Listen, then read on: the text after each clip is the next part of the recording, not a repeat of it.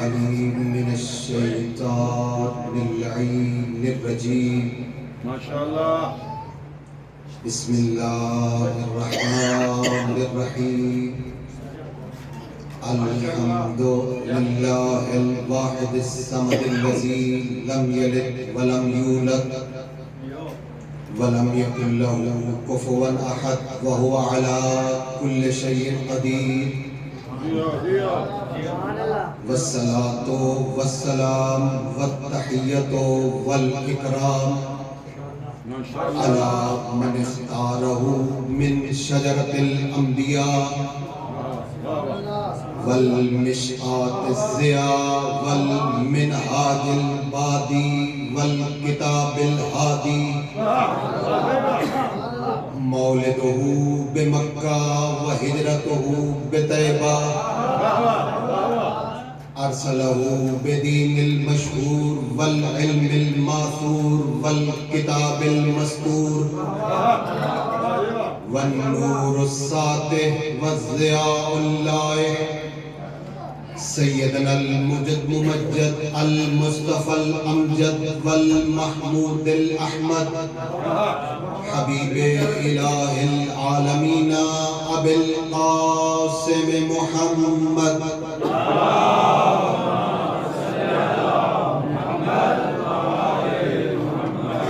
والصلاة والسلام على أخيه ووصيه ووزيره علم الأولين والآخرين يعصوب الدين ولي رب العالمين الإمام المظفر والشجاع الغضنفر أبي شبير وشبر أخي الرسول زوج البتول سيف الله المسلول صاحب البيتين مسلي إلى القبلتين أبي الحسن والحسين حامل الباب الخيبر ساقي حوض الكوثر الذي سمته أمه حيدر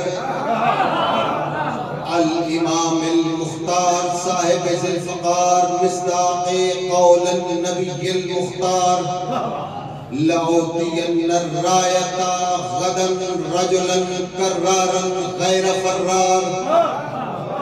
وقال في مقام آخر ضربة علي في يوم الخندق أفضل من عبادة ثقلين نارين. وقال في مقام آخر برز الإيمان كله إلى الكفر كله. وقال في مقام آخر لا فتى إلا علي لا سيف إلا ذوالفقار. وقال في مقام آخر من كنت مولاه فهذا علي مولاه. وعلى آله الطيبين الطاهرين المعصومين. أما بعد فقد قال الله تبارك وتعالى في كتابه المجيد وفرقان الحميد وقوله الحق. بسم الله الرحمن الرحيم. قد جاءكم من الله نور وكتاب مبين. درود پڑھیں محمد والے.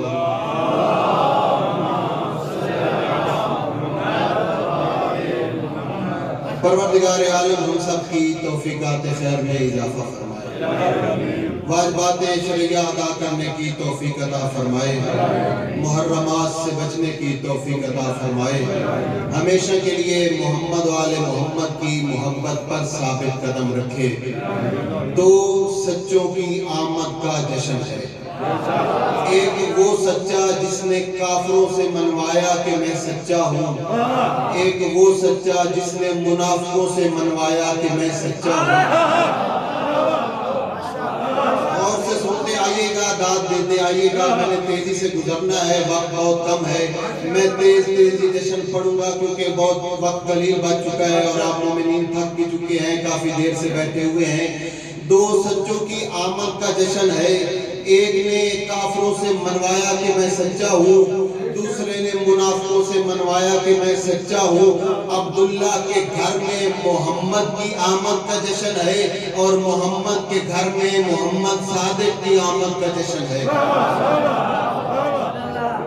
اس نبی کی آمد کا جشن ہے کہ جو خلق اول ہے، خلق اول ہے، نور اول ہے، عقل اول ہے، حسنین کا نانا ہے، زہرا کا بابا ہے، توجہ کیجئے گا، علی کا بھائی ہے۔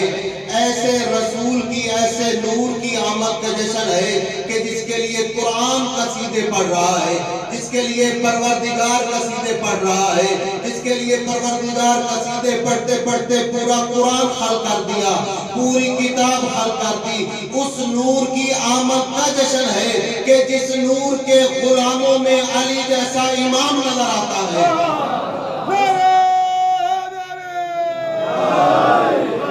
اس نور کی آمد کا جشن ہے کہ جس نور کے غلاموں میں علی جیسا کل ایمان، توجہ کیجئے گا، جس کے غلاموں میں علی جیسا کل ایمان امام نظر آتا ہے، جس کے غلاموں میں وہ علی نظر آتا ہے جس کی ایک ضربت ثقلین کی عبادت سے افضل ہے، جس کے غلاموں میں مولود کعبہ نظر آتا ہے۔ توجہ کیجئے گا، اگر دنیا قرآن پڑھ لیتی پھر محمد کو 40 سال بعد والا نبی نہ کہتی۔ توجہ کیجئے گا، آپ طلاب موجود ہیں، آپ مومنین موجود ہیں، اور میرے لیے یہ باعث فخر بات ہے کہ طلاب کے مجمع میں مجھے موقع نصیب ہوا۔ میں تو طلاب کا خادم ہوں، نہ طالب علم ہوں، نہ عالم ہوں، نہ مولانا ہوں، نہ قبلہ ہوں، بس طلاب کا خادم ہوں، اور پروردگار سے طلاب کی خادمیت بھی مانگی ہے۔ دیکھیے، آپ وہ مومنین تشریف فرما ہیں جو باب العلم کے دروازے سے علم حاصل کر چکے ہیں، جو باب العلم کے دروازے سے علم حاصل کر رہے ہیں، مانگ نہیں رہے ہیں۔ آپ علم مانگ نہیں رہے ہیں بلکہ آپ حاصل کر رہے ہیں۔ باب العلم آپ کو علم دے رہا ہے۔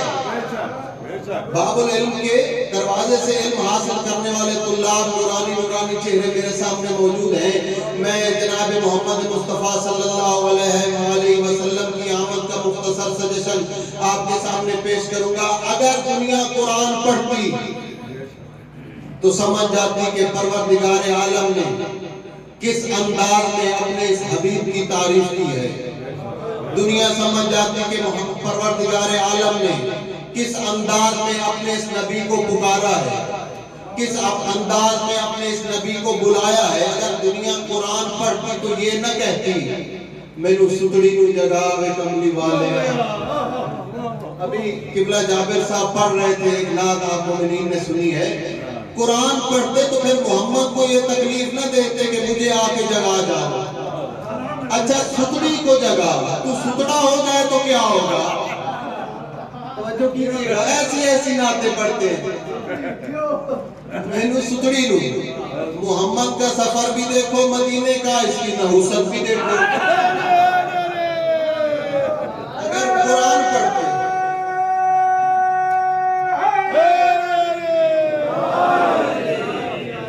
قرآن پڑھ لیتے پھر اس طرح کی نعتیں نہ بناتے۔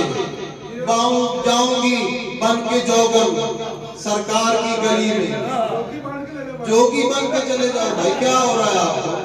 جوگن بن کے ضرور جانا ہے، اور اگر جوگن بن کے جانا بھی ہے تو جوگی بننے کے لیے بین بجانی پڑتی ہے، اور اگر بین بجائی جائے تو سانپ نکل آتا ہے، اور سانپ سے تو ان کے بزرگ بھی ڈرتے تھے۔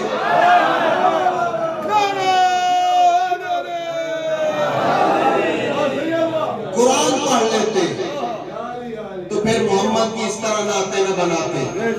تھوڑی سی توجہ کیجئے گا، حافظ حیدر صاحب بہت خاموشی سے جشن سن رہے ہیں۔ حافظ حیدر صاحب میری تائید کیجئے گا، قرآن پڑھ کے دیکھئے پروردگار کیا فرما رہا ہے۔ یا آدم اسکن انتا وزوجک الجنہ، اے آدم تو اور تیری زوجہ جنت میں سکونت اختیار کر۔ اسی طرح ہے نا حافظ حیدر صاحب، اگر تائید فرمائے تو یا آدم اسکن انتا وزوجک الجنہ۔ ادھر آگے کیا فرماتا ہے، یا ابراہیم قد صدقت الرؤیا، ابراہیم تو نے خواب سچ کر دکھایا۔ آگے کیا فرماتا ہے؟ یا موسیٰ انا ربکم الاعلی. یعنی قرآن میں سارے نبیوں کو ان کے ناموں سے پکار رہا ہے. کہیں آدم کہہ کے پکار رہا ہے، کہیں نوح کہہ کے پکار رہا ہے، کہیں یا ابراہیم کہہ کے پکار رہا ہے، توجہ کیجئے گا، کہیں یا عیسیٰ کہہ کے پکار رہا ہے، کہیں یا موسیٰ کہہ کے پکار رہا ہے، کہیں یا زکریا کہہ کے پکار رہا ہے. پورے قرآن میں سارے نبیوں کو پروردگار عالم ناموں سے پکار رہا ہے. مجھے قرآن میں کوئی آیت دکھائیے جس آیت میں پروردگار نے کہا ہو یا محمد. میں نے کہا اگر دنیا قرآن پڑھ لیتی پورے قرآن میں مجھے دکھائیے کہیں یا محمد کہہ کے پکارا ہو. نام سے نہیں پکارا، دو ہی طریقوں سے ہمیشہ پکارا ہے، یا منصب سے پکارا ہے یا پیار سے پکارا ہے. یا منصب سے، عہدے سے پکارا ہے جو سرکاری نام ہے، یا ایھا النبی، یا ایھا الرسول، یہ سرکاری نام ہے، یہ منصب والا نام ہے، یہ عہدوں سے پکارا گیا ہے. یا پھر نجی نام سے بلایا گیا ہے، پیار والے نام سے، محبت والے نام سے. کیا فرماتا ہے؟ یاسین، اے سید و سردار، یا طٰہٰ، اے طیب و طاہر، یا مزمل، اے چادر اوڑھنے والے، یا مدثر، اے کمبل اوڑھنے والے. توجہ فرما رہے ہیں آپ مومنین میں؟ ایک درود پڑھ لیں محمد و آل محمد.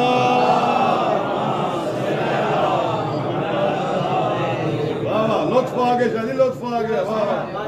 دیکھیے نام سے نہیں پکارا، یا تو کہتا ہے یا ایھا النبی، یا کہتا ہے یا ایھا الرسول، یا پھر پیار والے محبت والے نام سے، نجی نام سے یا یاسین، یا طٰہٰ، یا ایھا المزمل، یا ایھا المدثر. یہ یا ایھا المزمل کا کیا معنی ہے؟ حافظ صاحب ہے چادر اوڑھنے والے، یا ایھا المدثر ہے کمبل اوڑھنے والے. یہ کمبل کا میرے حبیب کی ذات سے کتنی دیر کا تعلق ہے؟ یہ چادر کا میرے نبی کی ذات سے کتنی دیر کا تعلق ہے؟ آپ نوجوانوں سے میرا ایک سوال ہے، اگر اسی سوال کا آپ نے جواب دے دیا تو آپ کو یہ بات سمجھ آ جائے گی. یہاں پہ آپ کافی مومنین موجود ہیں، کافی طلاب موجود ہیں، اپنے اپنے گھروں سے اٹھ کے آئے ہیں کہ جشن کی محفل میں جائیں. اور جب جشن کی محفل میں آپ تمام مومنین اکٹھے ہو گئے ہیں، آپ مجھے یہ بتائیے کہ آپ تمام کی ایک دوسرے کی لباس پہ نظریں ہیں؟ نہیں ہیں. لباس پہ نگاہیں نہیں ہے، کسی نے کیا پہنا ہوا ہے، پیلا پہنا ہوا ہے، نیلا پہنا ہوا ہے، کیا پہنا ہوا ہے، نہیں ہے. کیونکہ ہم سب ایک دوسرے کے کیا ہے؟ غیر متعلق ہیں. جو غیر متعلق ہوتا ہے اس کا لباس کیا، اس کی تو چہرے پہ بھی نظر نہیں پڑتی، اس کی تو شکل پہ بھی نظر نہیں پڑتی. قبلہ صاحب جو فرما رہے ہیں آپ، میں نے پہلے عرض کیا کہ طلاب کا خادم ہوں، ٹوٹے پھوٹے الفاظ ہوں گے، آپ نے حوصلہ افزائی کرنی ہے. مجھے پہلا موقع ملا ہے حسینیہ قلعہ بنی ہاشم میں جشن پڑھنے کا، اور یہ قبلہ ناصر صاحب کی توفیقات میں پروردگار عالم اور اضافہ فرمائے کہ جنہوں نے طلاب مدرسہ عزیز المدارس کو یہ حسینیہ کی شکل میں ایک صاحبان عطا کیا. جن کی محنتوں اور کوششوں سے طلاب کو ایک صاحبان ملا ہوا ہے، اور یہاں پہ اکٹھے ہو جاتے ہیں، مجالس ہو جاتی ہیں، ذکر اہل بیت ہو جاتا ہے. ہم سب غیر متعلق ہیں، اس لیے اب ایک دوسرے کے لباس پہ ہماری نگاہ نہیں ہے.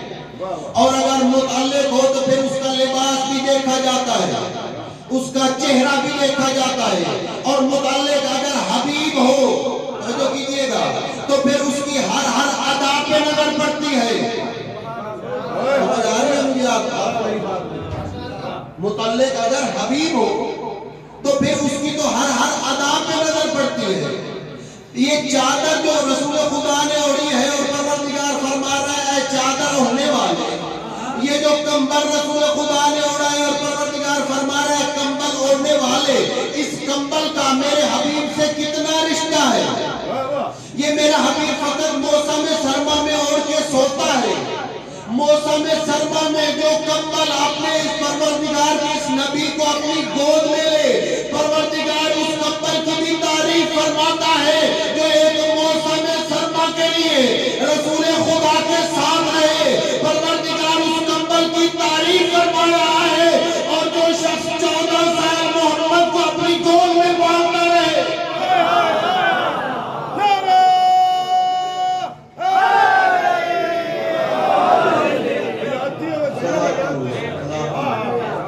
پروردگار عالم آپ کی توفیق میں اضافہ فرمائے۔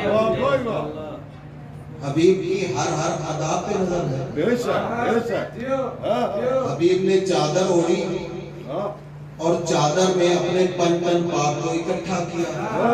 جو کیجیے گا، جیسے ہی پن پاک کو اکٹھا کیا تو پروردگار کی رحمت جلال میں آ گئی۔ پروردگار نے کہا کہ مجھے موقع ملا ہے پھر اپنے حبیب کا قصیدہ پڑھنے کے لیے۔ میرے حبیب نے اپنے پنجتن پاک کو اکٹھا کیا ہوا ہے چادر میں، اور چادر کو اوڑھا ہوا ہے، تو پروردگار عالم نے پھر قصیدہ شروع کیا۔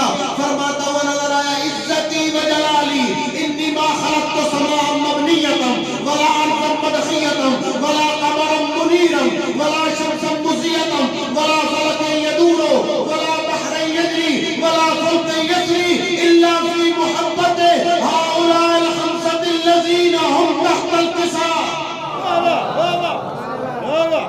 بھائی آج کا جو جشن ہے اسی حوالے سے ہے نا۔ یہ جو قسم پروردگار نے اٹھائی ہے کہ میں نے کچھ بھی نہیں خلق کیا، اگر کیا ہے تو ان 5 کے لیے کیا ہے، یہ جو چادر کے نیچے اکٹھے ہوئے ہیں۔ توجہ کیجئے گا، اپنے حبیب کی ہر ادا پہ فرماتا ہے، واللیل اذا یغشی والنہار اذا تجلی۔ رات کی قسم اٹھا رہا ہے، دن کی قسم اٹھا رہا ہے۔ آپ علماء تشریف فرمائے، آپ نے کبھی رات کی قسم اٹھائی ہے؟ توجہ کیجئے گا، آپ میں سے کبھی کسی نے رات کی قسم اٹھائی ہو؟ رات ہے، ہم قرآن کی قسم اٹھاتے ہیں، اللہ کی قسم اٹھاتے ہیں، رات کی قسم تو کبھی نہیں اٹھائی۔ کسی نے دن کی قسم اٹھائی ہو؟ یہ جو رات کا خالق ہے وہ کیوں رات کی قسم اٹھا رہا ہے؟ یہ جو دن کا خالق ہے وہ کیوں دن کی قسم اٹھا رہا ہے؟ معلوم ہوتا ہے اس رات کے ساتھ بھی اس کے حبیب کی کوئی ادا جڑی ہوئی ہے، اس دن کے ساتھ بھی اس کے حبیب کی کوئی ادا جڑی ہوئی ہے۔ جب رات کا پتہ کرنا چاہا تو معلوم ہوا وہ رات ہے شب ہجرت، جس رات اس حبیب نے اپنے حبیب کو اپنے بستر پہ سلا دیا، اور ساری زندگی نہ سونے والا علی کچھ اس انداز میں سو گیا کہ پھر پروردگار کو کہنا پڑا، وَمِنَ النَّاسِ مَن یَشْرِی نَفْسَهُ ابْتِغَاءَ مَرْضَاتِ اللَّہِ۔ اے سونے والے، تو نے سو کے مجھ اللہ کی مرضیاں خرید لی۔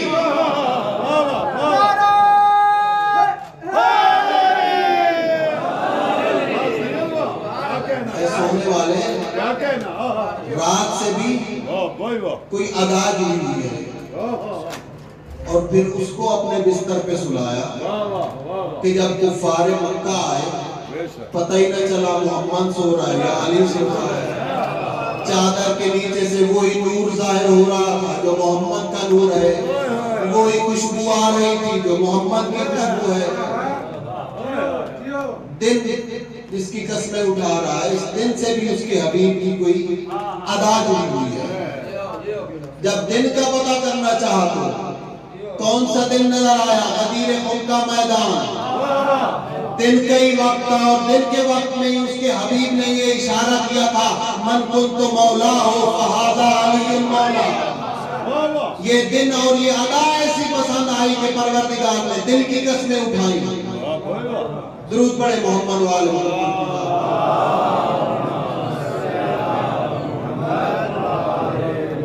بات کافی لمبی ہو گئی ہے، بس ایک جملہ آپ کی سماعتوں کی نظر اور کروں گا۔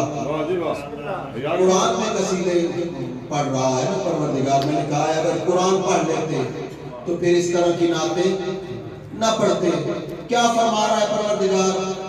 وَمَا كُنْتَ تَدْرِي مَا الْكِتَابُ وَالْإِيمَانُ وَلَكِنْ جَعَلْنَاهُ نُورًا۔ سورہ شعراء علماء موجود ہیں، اگر کوئی کمی پیشی ہو جائے تو غلطی ہو جائے تو معاف فرما دیں گے آپ۔ کیا فرما رہا ہے کہ میرا حبیب تجھے پتہ نہیں ہے کہ کتاب بھی نور ہے، ایمان بھی نور ہے، پھر کیا فرماتا ہے اللہ نور السماوات والارض، اللہ بھی نور ہے، توجہ کیجئے گا، کتاب بھی نور ہے، ایمان بھی نور ہے، اللہ بھی نور ہے۔ آگے کیا فرماتا ہے؟ کون سی آیت میں نے ابتدا میں پڑھی تھی؟ توجہ کیجئے گا، کون سی آیت؟ قد جاءکم من اللہ، میں نے کہا حافظ صاحب تھوڑا بولیں میرے ساتھ، توجہ کریں، درود پڑھیں محمد و آل محمد کی دار میں۔ قد جاءکم من اللہ نور و کتاب مبین، محمد بھی نور ہے، کتاب بھی نور ہے۔ کتنے نور میں نے گنوائے؟ کتاب نور، ایمان نور، اللہ نور، محمد نور۔ پروردگار یہ محمد کو اگر مٹی سے بنا دیتا تو کیا ہوتا؟ جو کیجئے گا، محمد کو اگر مٹی سے خلق کر دیتا تو کیا ہوتا؟ نور سے کیوں خلق کیا؟ آواز آئیے، ممکن ہی نہیں ہے کہ اگر میں مٹی سے خلق کرتا تو پھر اس کے اوپر یہ نور والی کتاب کیسے نازل کرتا؟ اس لیے نور سے خلق کیا۔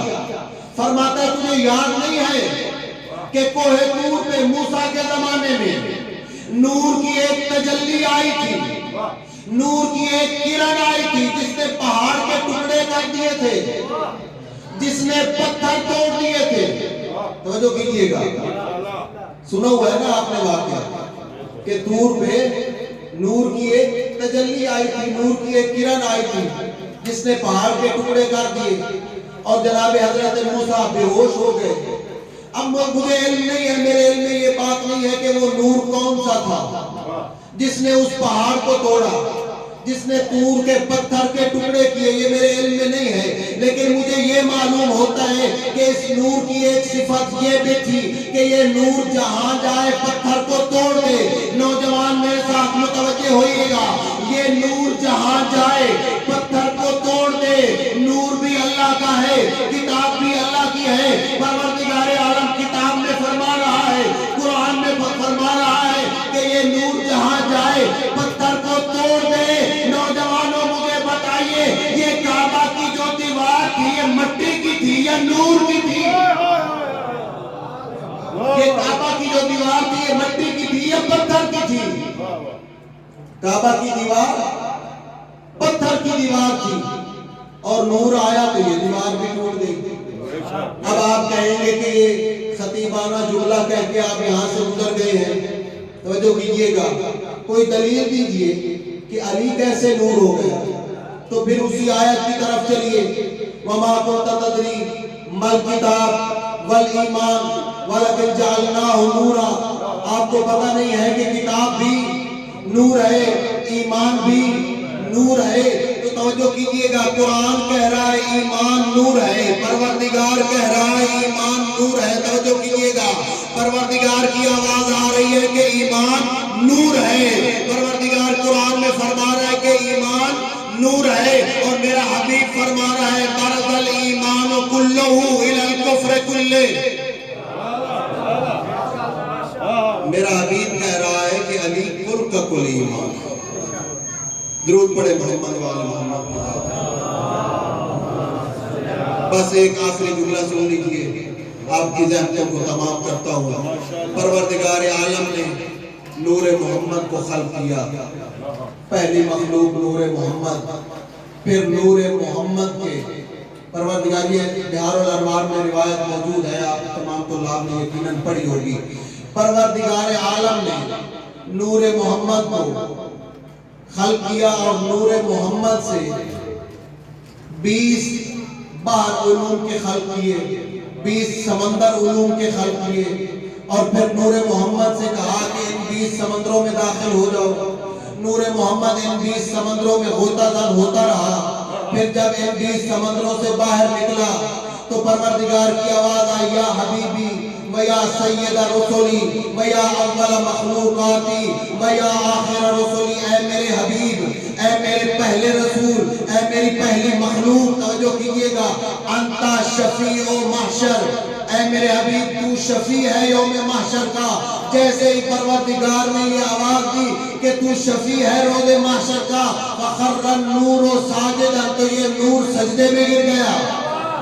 توجہ کیجئے گا، محمد کا نور سجدے میں گر گیا۔ میں نے جس منزل کی طرف آپ کو لے کے جانا ہے، میں روایت چھوڑ دی ہے، وقت زیادہ ہو گیا ہے اور زیادہ تفصیل سے پڑھ چکا ہوں، جس منزل کی طرف لے کے جانا چاہ رہا ہوں بس ایک جملہ رسول خدا کی فضیلت کا میں نے سنانا ہے۔ پروردگار کے سجدے میں یہ نور گرا، جب یہ نور سجدے سے نکلا تو اس نور کی پیشانی سے، توجہ کیجئے گا، اس نور کی پیشانی سے 1,24,000 قطرے پسینے کے نکلے۔ ہر قطرے سے پروردگار عالم نے ایک ایک نبی خلق کیا۔ جب یہ نبی خلق ہو گئے، جب یہ نبیوں کے نور خلق ہو گئے تو ان نوروں نے اس نور محمد کا طواف کرنا شروع کیا۔ اس انداز میں طواف کرنا شروع کیا جس انداز میں حاجی بیت اللہ کا طواف کرتا ہے۔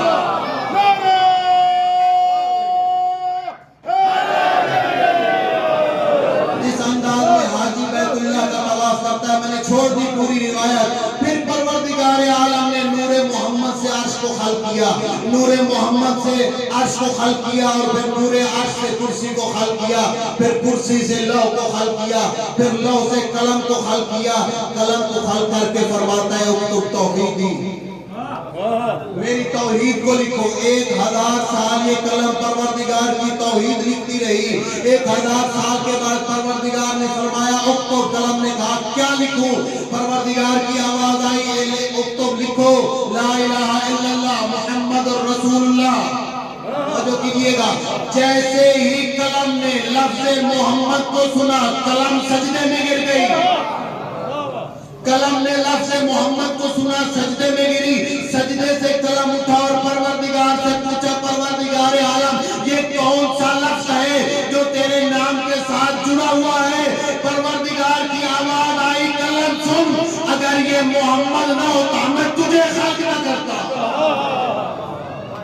پر محمد و آل محمد صلی اللہ علیہ وسلم وآخر دعوانا الحمدللہ رب العالمین۔ یا محمود بحق محمد، یا علا بحق علی، یا فاطر السماوات والارض بحق فاطمہ، یا محسن بحق الحسن، یا قدیم علیہ السلام بحق حسین علیہ السلام۔ پروردگار قلیل سی عبادت اپنی بارگاہ کا حضور مقبول فرما۔ پروردگار حاضرین کی نیک دلی حاجات پوری فرما، حاضرین کے گھروں میں خیر و برکت نازل فرما، حاضرین کی تمام مشکلات پریشانی کو دور فرما۔ ان طلاب کو اپنے علمی میدان میں دن دگنی رات چگنی ترقی عطا فرما۔ ان تمام طلاب کی نیک دلی حاجات پوری فرما۔ پروردگار امام زمانہ کا ظہور عطا فرما، ہمیں ان کی نصرت تعین کرنے کی توفیق عطا فرما۔ ہماری یہ دعا اپنی بارگاہ میں مستجاب فرما۔ اللہم صلی علی محمد و آل محمد۔